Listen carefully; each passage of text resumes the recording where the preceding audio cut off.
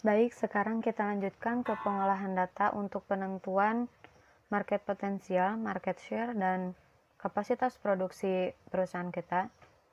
Nah, data awal yang kita butuhkan di sini yaitu penduduk yang berpotensi menjadi target pemasaran produk kita. Ini adalah bahan untuk kita melakukan peramalan permintaan untuk 12 tahun ke depan. Jadi kalau misalkan di sistem produksi, pada praktikum sistem produksi, rekan-rekan langsung mendapatkan permintaan masa lalu itu dari asisten. Nah, di sini rekan-rekan harus menghitung terlebih dahulu secara real jumlah dari penduduk yang menjadi target pemasaran kita nanti. Nah, di sini saya mengambil contoh target dari perusahaan saya itu yaitu penduduk Kecamatan Garut Kota. Nah, data ini saya ambil dari data Badan Pusat Statistik untuk penduduk Kecamatan Garut Kota pada tahun 2018 yang diklasifikasikan berdasarkan umur, gender laki-laki, perempuan, dan jumlah dari laki-laki dan perempuan ini. Nah, ini yang akan menjadi bahan untuk peramalan permintaan 12 tahun perusahaan kita ke depan. Nah, seperti biasa, untuk melakukan peramalan, kita mulai dengan agregasi terlebih dahulu. Nah, di sini, untuk melakukan agregasi, kita butuh waktu siklus. Nah, waktu siklus ini diambil dari mana? Yaitu dari peta proses operasi pembuatan produk yang akan kita buat di perusahaan kita. Nah, di sini saya sudah menghitung waktu siklus dari proses pembuatan produk yang diambil dari peta proses operasi yang sudah dibuat oleh asisten sendiri. Nanti akan kami bagikan ke rekan-rekan semuanya. Jadi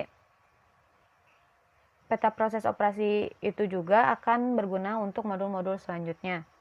Nah, di sini seperti yang sudah kita lihat di sini, ekskavator memiliki waktu siklus 20,5 menit. Ini dalam satuan menit. Bebek kaki 1, bebek perahu dayung, dan bebek roda 4 ini sudah tertera waktu siklusnya yang sudah saya hitung dari peta proses operasi. Nah, karena nanti di kapasitas produksi terpasang perusahaan kita itu satuannya dalam jam, maka kita konversikan terlebih dahulu waktu siklus dari yang menit ke jam. Jadi caranya seperti biasa, 20,5 menit ini dibagi dengan 60 menit. Maka hasilnya yaitu 0,34 menit. 0,34 jam. Nah, ini adalah waktu siklus yang akan kita butuhkan untuk melakukan agregasi dan peramalan 12 tahun ke depan. Lakukan hal yang sama ya untuk produk-produk yang lain. Nah, ini adalah hasilnya. Kemudian waktu siklus ini kita pindahkan ke tabel agregasi di sini. Seperti itu. Saya tidak akan menjelaskan banyak tentang agregasi dan peramalan ini karena kita sudah membahasnya di praktikum sebelumnya. Namun yang mungkin saya akan jelaskan di sini adalah cara penentuan permintaan masa lalunya diambil dari mana. Nah, di sini untuk produk bebek kaki 1 saya targetkan dari penduduk Kecamatan Garut Kota itu yaitu laki-laki usia 30 sampai 34 tahun. Nah, ini berjumlah 5.262. Kita cek ya, usia 30 sampai 34 tahun. Nah, ini 5.262. Kemudian lakukan hal yang sama. Kita targetkan dulu, bebek roda 4 itu kita targetkan ke penduduk usia berapa, gendernya apa, dan alasan-alasannya karena apa. Misalkan karena laki-laki itu berpotensi sekali untuk membeli produk kita karena berhubungan dengan alat berat, misalkan, dan lain sebagainya. Nah, ini untuk bebek roda 4 saya targetkan untuk usia 35 sampai 39 tahun. Untuk perahu dayung 25 ini tuh 25 ya, maksud saya 25 sampai 29 tahun, dan ekskavator itu untuk laki-laki umur 40 sampai 40 4 tahun. Nah, ini saya asumsikan bahwa target perusahaan saya itu adalah laki-laki yang berumur sekian, sekian, dan sekian. Nah, ini. Nah, ini untuk permintaan awalnya. Tapi permintaan ini adalah permintaan di masa lalu, ya, permintaan masa lalu. Nah, untuk permintaan tahun kedua, saya asumsikan bahwa bahwa penduduk ini akan bertambah, permintaannya akan bertambah sebanyak 10%. Ini kenaikan penduduknya yaitu 10%. Jadi caranya yaitu sama dengan penduduk permintaan awal ditambah dengan ini ya, lihat ke sini, dengan jumlah penduduk tersebut dikali 10% ya. Karena kita akan mencari kenaikan dari jumlah permintaan dari penduduknya ya.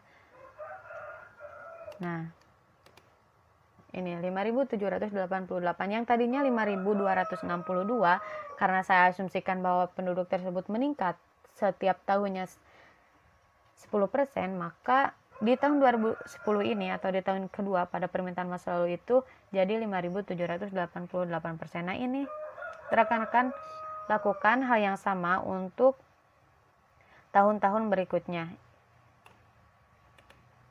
Nah, seperti ini. Jadi ini itu sudah ditambah 10% dari permintaan awal ya.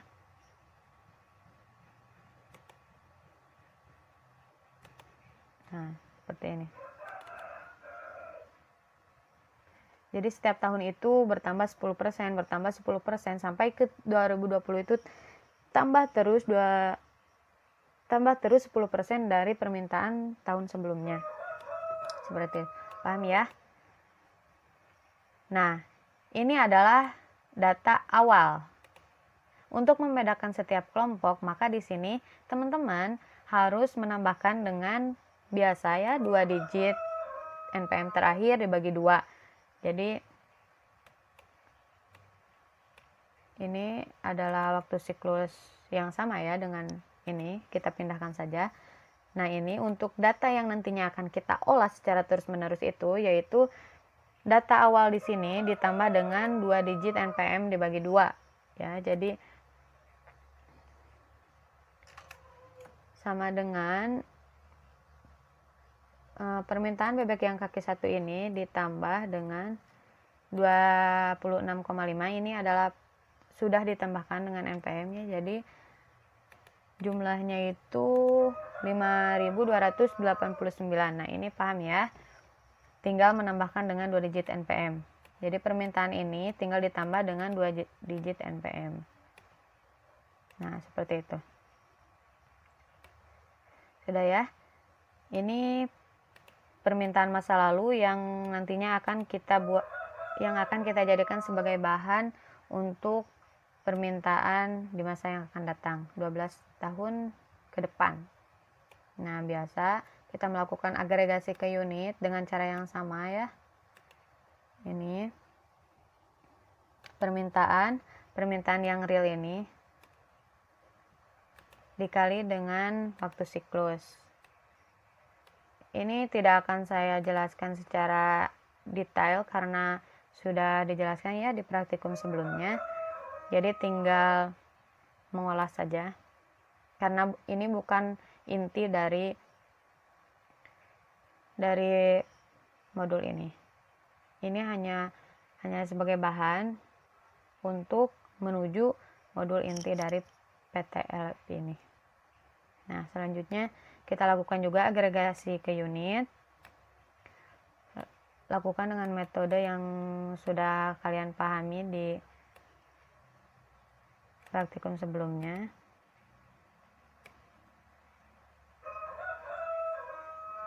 Nah, ini untuk presentasinya juga.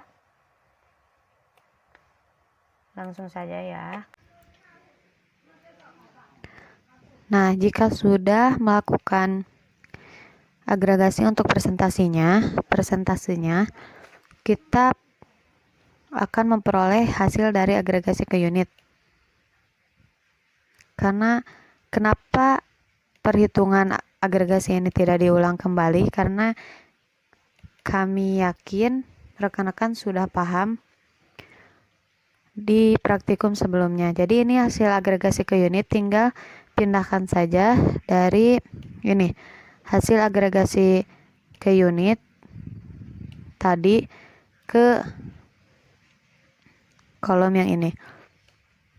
Nah, tinggal pindahkan saja, lalu kita buat plot datanya untuk menentukan metode peramalan mana yang akan kita gunakan. Nah, ini dia plot datanya. Plot datanya menunjukkan bahwa pola ini pola tren, maka kita akan menggunakan metode peramalan yaitu double exponential smoothing dan regresi linear. Nah, ini untuk DT-nya pindahkan saja hasil dari agregasi ke unit. Untuk double eksponensial dan untuk regresi linear sama saja. Dan lakukan perhitungan seperti peramalan yang sudah kita lakukan di sistem produksi. Seperti itu. Jadi nanti di sini kita seperti biasa melihat error mana yang paling rendah dan itu yang menjadi faktor penentu kita menggunakan peramalan dengan double eksponensial atau dengan regresi linear. Nah, di sini karena tingkat errornya lebih kecil regresi linear daripada double eksponensial, maka hasil peramalannya itu seperti ini. Ini sama metodenya, sama dengan praktikum sistem produksi. Jadi saya tidak akan menjelaskan lebih lanjut lagi. Oke, itu untuk peramalan. Permintaan dari 2021 sampai 2032. Nah, selanjutnya kita akan ke marketing possibility atau market potensial dan market share.